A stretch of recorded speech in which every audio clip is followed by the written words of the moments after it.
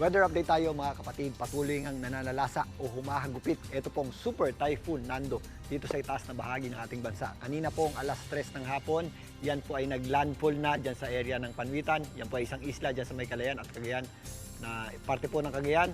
At yan po ay kasalukuyan ng kumikilos dito sa mga katubigan ng Calayan at Cagayan area at palayo na dito sa mga isla dito po sa itaas na bahagi ng ating bansa.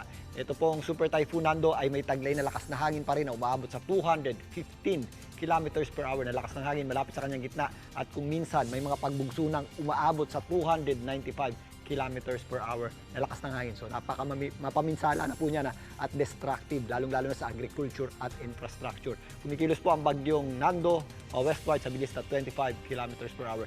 Although naglandfall na, hindi pa rin po tapos ang epekto niya na ngayong magdamag, apektado pa rin po niyan o nagdadala pa rin po yan ng malalakas na bugso ng hangin, particularly dito sa extreme northern Luzon at northern Luzon. Samantalang ito namang habagat ay nakaka-apekto dito sa western section ng ating bansa at kasama na rin po dyan ang Metro Manila. Maliban po sa bagyong Nando, meron tayong binabantayan panibagong low pressure area sa labas ng ating Philippine Area of Responsibility na huling namata ng Pag-asa sa lying around 1,590 kilometers east ng northeastern Mindanao. Sa ngayon, katamtaman po ang tsansa niyan maging isang ganap na bagyo, pero yan po ay babantayan natin dahil posibleng bukas pumasok na po yan sa loob ng ating Philippine Area of Responsibility at meron din po yung chance maging bagyo dahil babaybay niyan itong East Philippine Sea at yan po ay tatawaging Opong if ever maging bagyo na sa loob ng ating Philippine Area of Responsibility. Pero sa kasalukuyan nga, ito pa rin pong bagyong Nando ang nagdadala ng masungit na panahon dito po sa itaas na bahagi ng ating bansa.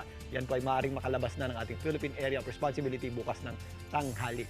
Pero yung kanyang panglabas na kaulapan ay sasabit pa rin po dito sa western section ng ating bansa, particularly sa northern Luzon at ito namang habagat ay magpapatuloy pa rin po ang epekto bukas. Sa katunayan, nakataas pa rin po ang Tropical Cyclone Wind Signal number 5 ng Pag-asa dito po sa Bubuyan, Group of Islands na kung saan dyan po malapit yung mata or gitna ng bagyong Nando.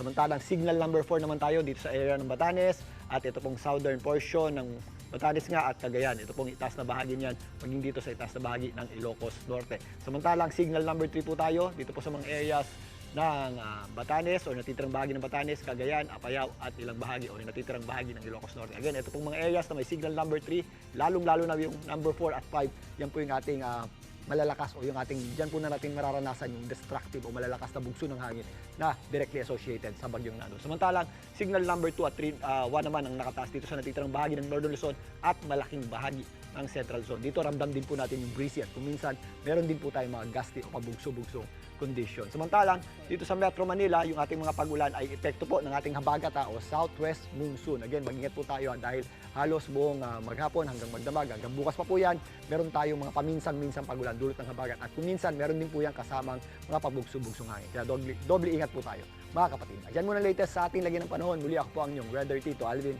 na lagi may panahon para sa iyo. Mga kapatid, Julius Babaw po. Para sa komprehensibo at makabuluhang balitaan at talakayan, mag-follow at mag-subscribe na sa social media pages ng News 5.